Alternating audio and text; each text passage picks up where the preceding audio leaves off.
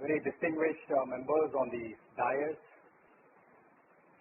special invitees,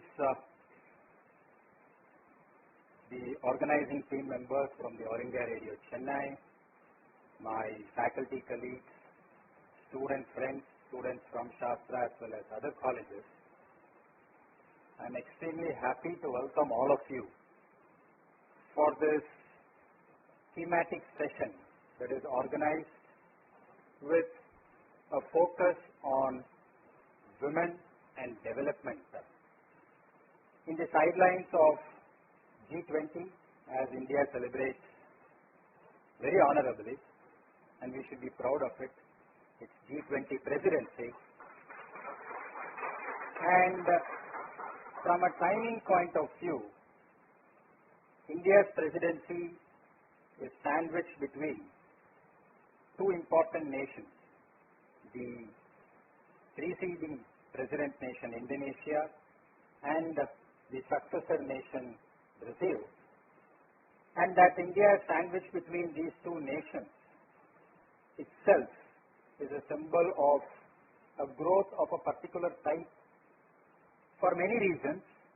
One, that Indonesia is Asiatic as India is, and Brazil, just like India, is one of the most powerful emerging economies in the world. In that context, India's presidency between these two nations is very strategic because it picks from the past learning experiences and definitely will hand over the presidency to Brazil with more value additions for Brazil to take this forward.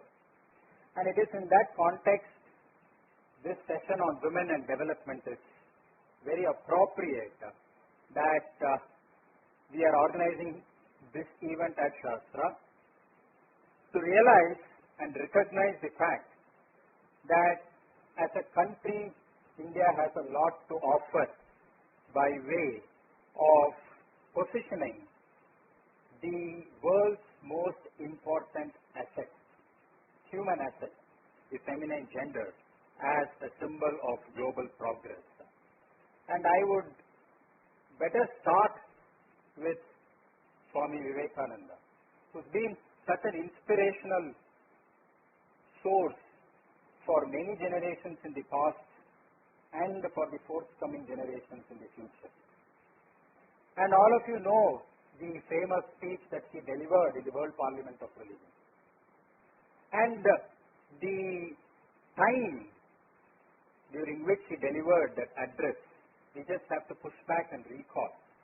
It was after Swami Vivekananda, who actually traveled the entire distance of India, went through different parts of India, realized how impoverished the country was, affected by floods and famines across the entire geography of India. And after internalizing the state of India, here is this monk who went all the way to Chicago, not knowing that he needed an invitation to go there, but somehow got an invitation, and then addressed the World Parliament of Religion, which for a different reason was actually to establish the theocratic supremacy, but turned the dialogue, turned the discourse entirely to a different direction. And when he started off with sisters and brothers, the applause that he got for that opening remark was longer than the speech duration itself. So he started off with sisters, and that was one very strong message that he left to the world on the importance of women. And he did not stop there. It was the confidence that Swami Vivekananda had on the nation that made him to tell the world that India is a civilizational power and has the potential to lead the world in the future. And it is only such tall spiritual statesmanship that Swami Vivekananda had can make such profound statements with a visionary foresight. And this can be made only if you have a confidence in your nation, and that confidence in yourself that your country has all the potentialities to be a global socio-economic superpower.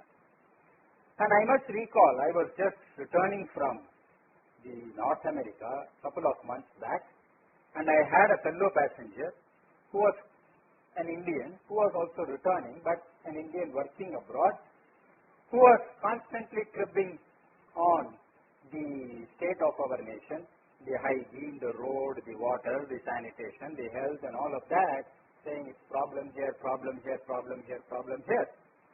And there is no doubt that every country will have its problems, but that doesn't make the country a problematic country. And I was just narrating this incident of Swami Vivekananda and told him that it is only people like you who should have the confidence in the nation. It is in that context that I thought I will talk about women and development.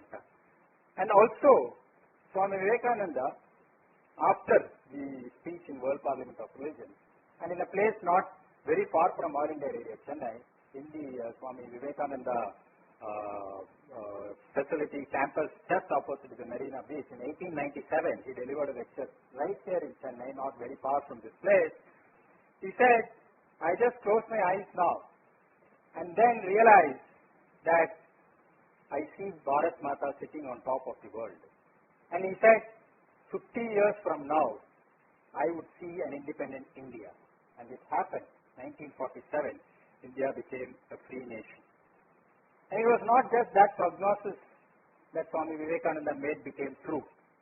In fact, Swami Vivekananda was the one who said, if there is a proletariat revolution that can happen, it will happen in Russia. When Karl Marx himself said it will happen in Germany, because he believed in the theory that only organized workforce can bring about can mobilize such movements.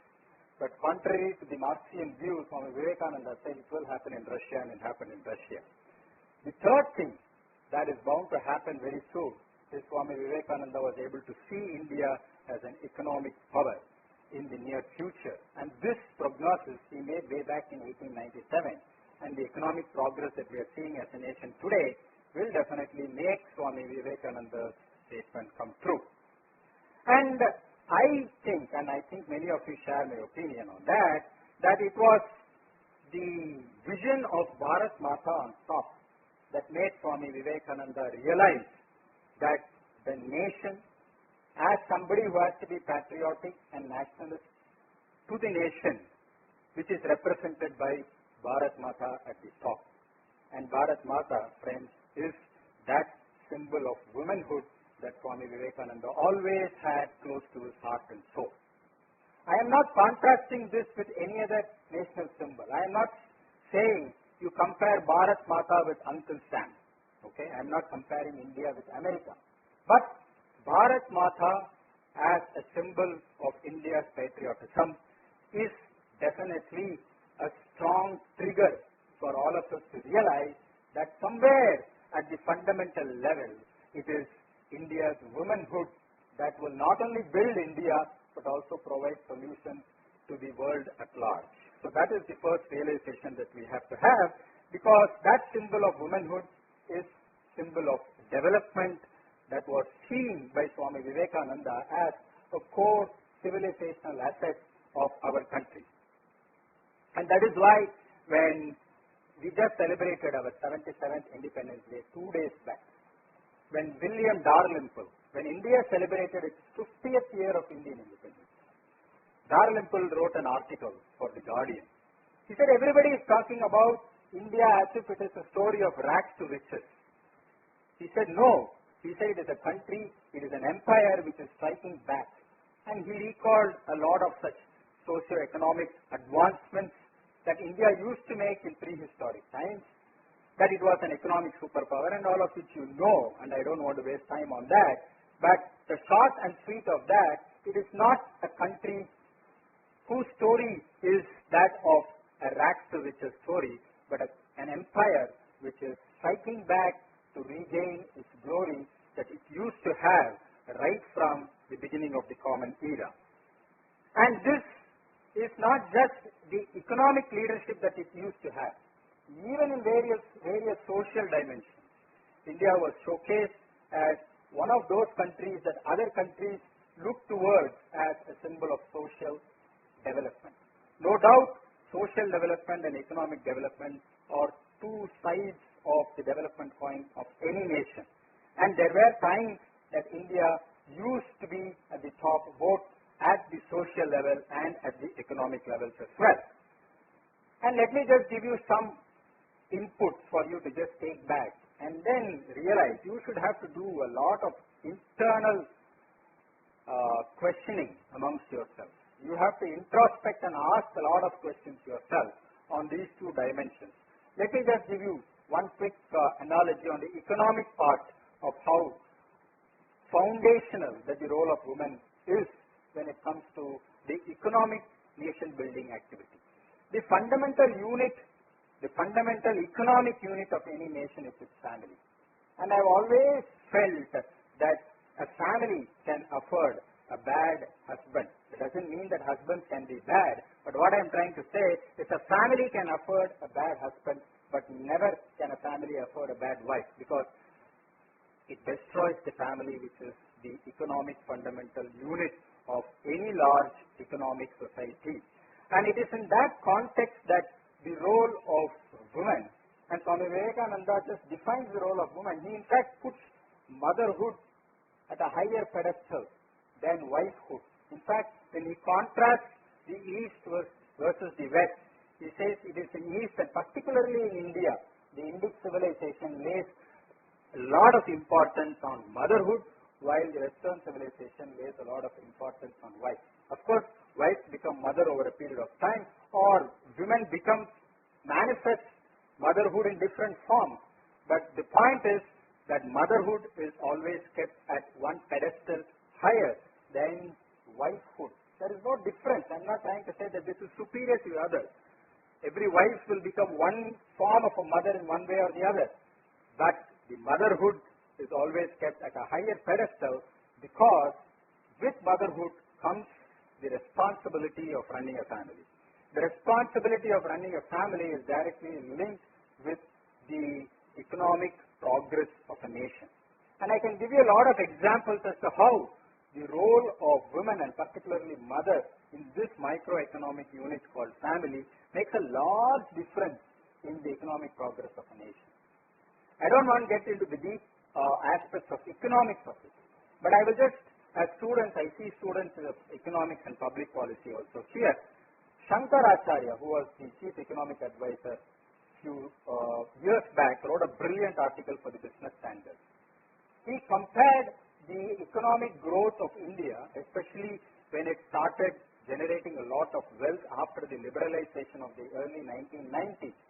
And from 1993 up to 2015, he compared three important economic metrics: the per capita income of India, the per capita expenditure of India, and the per capita savings of India. And because of the economic liberalization, the generation of wealth was so prosperous that the per capita income generation started increasing year on year. And as a virtue, you see, we are believing in a lot of savings. So the per capita savings was also increasing because of the increase in per capita income. And so was per capita expenditure, because we had disposable income on hand, so we spent. But after the financial crisis, there was a little bit of a calibration in the way in which the family started behaving. When the rate at which the per capita income grew started falling down. The per capita income grew, but the rate at which it grew started falling down. The rate at which the per capita savings adjusted faster to retain the same savings to GDP ratio was such a alarming, was such a surprising figure. And people realized that it is this family as a unit decided that to maintain the same savings to GDP ratio, we should have to adjust our per capita expenditure when the rate at which the per capita income growth is not as high as it used to be before. Now, for students of economics, you will understand what I am trying to say. It is because that we had something that is organic within the family that could adjust its expenditure pattern, that it could still provide the country. See, my savings is not my savings. My savings is actually the nation's development. Because only if you save your money in the bank can the government or whichever public agency it is can borrow money from the bank for the nation's growth. And that is why, the parsimonious attitude of Asiatic countries is the biggest asset for the profligate expenditure of the Western economy. So the profligacy of the West is because of the parsimony of the East, and more particularly Asia, and even more particularly India. So we should understand that this economic virtue of a country has a small feminine character in the Indian housewife that is capable of adjusting the per capita expenditure during times of adversity to make sure that it is not just the family that is run smooth, but the nation is also supplied with enough amount of money for the nation's progress. Well, on one hand, that is the economic part. What is the social part? The social part is that many of us still have this foggy impression, as if we are a country of rapists, as if we don't respect our women and all of that. No. See, when Nirbhaya happened, the entire country came to a halt. Nothing progressed. That showed how high in respect and reverence that we have positioned our Indian women. It is not that we have women gods, gods as women. We also respect women as gods. The fact is that when we revere womanhood as a country, then there is a very strong social message that we are sending. Yesterday, the Supreme Court came out with certain terminological reference. Terminological reference to women is on one hand, but what is more important is the pathological reverence that you have to women that is more important, and as a country we are enriched with that pathological reverence towards Indian womanhood. Why Indian womanhood? Global womanhood, because we respect women of every country. And why? Because that is a social character, the social undercurrent of the great civilization that we belong to. So from a sociological perspective also, we have a history. I don't want to give you a lot of examples, but we have a history of incidents that will drive home the message strong that as a nation we have always respected women. So much to say that in modern times, if you recall, it was Prime Minister Modi who in the United Nations, and also very recently when he addressed the joint session of the American Congress, he referred India as the mother of democracy. To that extent, he would have said leader of democracy, right? We are the world's largest democracy. There are enough adjectival candidates for, projecting the strength of our democracy. But he carefully chose the word that India is the mother of democracy. So much is the importance to the motherhood status of women. And that is why when this G20 is being celebrated, especially India's presidency in the G20 is being celebrated, there are separate tracks for different themes, right? And she was referring to the economic. It is not just economics, and she also said there are different tracks, but one important track that is doing similar work on women and development is the G20 Empower. It is the empowerment and progression of women's economic representation. So that's G20 Empower. That track ensures that the role of women in the Global Committee of Nations in ensuring progress across nations has to be more pronounced, and the initiative of this G20 Empower is to identify various dimensions through which this type of an empowerment for women can happen. And it clearly identified 4 dimensions that are very critical if we are talking about women and development. The one is work, and there is a lot of data that talks about how women as active members of the workforce needs to be enhanced. Then pay, there is a lot of gap between this gender pay, this pay disparity between genders that has to be addressed adequately. Then the power, women in leadership positions, not only in leadership positions in corporate, but also in the political orbit. The power of women in a democratic nation.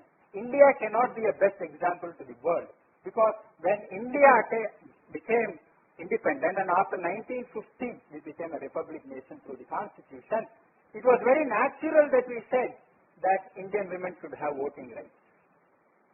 A country as advanced as Switzerland gave voting rights to Swiss women only in 1972, and that is only after a big revolt. In 1969, when the men of Switzerland refused voting rights to women, we had an Indian Prime Minister, Mrs. Gandhi, a woman Prime Minister.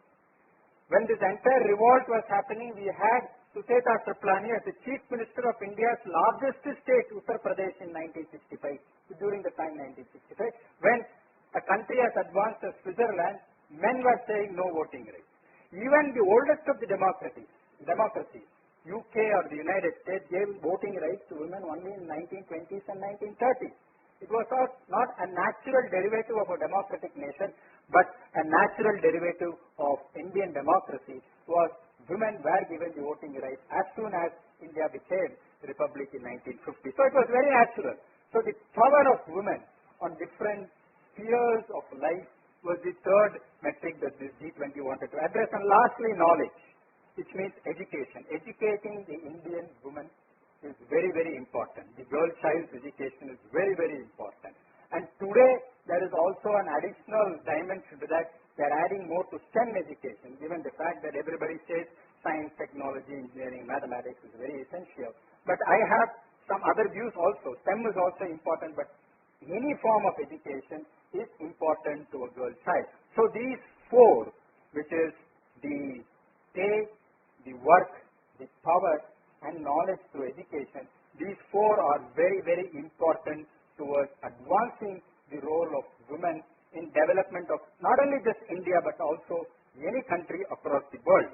And for that, we need to ensure that there are 3 E's that are given to the women. One, as already was mentioned, it is that education. It is not just education in the formal sense. Of course, we have all these measures, gross enrollment ratio, school-going students and all of that. But we also have to recognize the fact that our society itself is an open-air university. Given the fact that we are an agrarian economy, the knowledge with which the women folk work in the fields, in the rural villages is tremendous, that we have failed to capture that knowledge element. So we are always enamored by the formal education institutions. But it is in this non-formal transaction that the women have at the rural, not only in agriculture, whether it's healthcare or anything, the old-aged woman in a rural village will have so much of knowledge that institutions like SASTRA or IIT or IIM fail to capture. So that education we will have to capture and make sure that it is showcased to the world. Entrepreneurship. We have seen a lot of women leaders. We have seen a lot of women building large enterprises, IPOs. But the entrepreneurship that is visible in that pushcart vendor who sells you vegetables. Have you ever seen a pushcart vendor coming and selling vegetables at home? Have you ever seen her as an economic symbol? I have seen that woman as an economic symbol. As Professor Vaidhyanathan used to say, he would say, if I see that lady with 2 golden bangles, it means the country is economically prosperous, economic prosperity. If I see her with 1 bangle, somewhere there is some recession, there is some lull in the economy. If I see her with no bangle, then there is recession in the economy. But that I can identify through a pushcart vendor, whether she is wearing 2 bangles or no bangles. She is an economic symbol for me. She is a symbol of growth for me.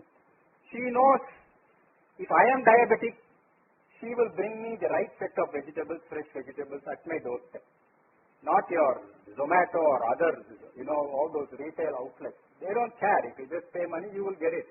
But this pushcart vendor is beyond certain imaginable thoughts that represent a ray of growth and hope that we fail to miss to see. So we have to see, and that is the way in which we have to look at entrepreneurship. And the last one is embodiment. And as I already told you, this embodiment was very forcefully presented by our Honorable Prime Minister Modi, that India is an embodiment of democracy. in the way that she addressed it as the mother of democracy. Since India has to be accepted as the mother of democracy, then the importance of motherhood needs to be realized, and this is the time, and there cannot be a time more appropriate than now to understand and realize the importance of motherhood. And if I had to convey this message, I can only use the mortality rate, especially when mothers give birth to newborns. The rate at which the life of mothers are lost is unimaginable, and it is very unfortunate, for which we need to ensure that the healthcare system is built. We cannot afford to have a healthcare system where the rate at which the maternal health is being improved is directly correlational to a country's economic progress. Correlation is not causation, but I feel that we have to increase the healthcare facilities to ensure that maternal mortality is very, very, very low. If we were, I'm just giving you numbers before I close, if we were to leave our state of the world as poor as it used to be in the 1800s, and at that time, Sweden is supposed to be very advanced in handling this maternal mortality. And in 1800, 900 mothers of every 1,000 mothers who gave birth to newborns lost their life. And if that state of healthcare continues even today, on an average 140 million mothers give birth to newborns, then we would lose 1.26 million every year. But healthcare has advanced when compared to 1800 to now, that today we have around 3 lakh plus mothers losing their life as they give birth to a newborn. But we cannot allow this also to happen. We need to have a healthcare system which is as high and advanced as Sweden has it now. So for you to visualize and understand, if the entire world has a healthcare system that countries like Sweden and Norway has now, then every year the number of deaths, especially mothers giving birth to newborns, will be less than 11,000. That also should be zero. Now, only if that number comes to zero, just as the world accepted International Yoga Day on June 21, the world accepted the Non-Violence Day on October 2nd. If this number comes to zero and India takes a lead in that, then the world will accept India as a mother of democracy. Thank you very much.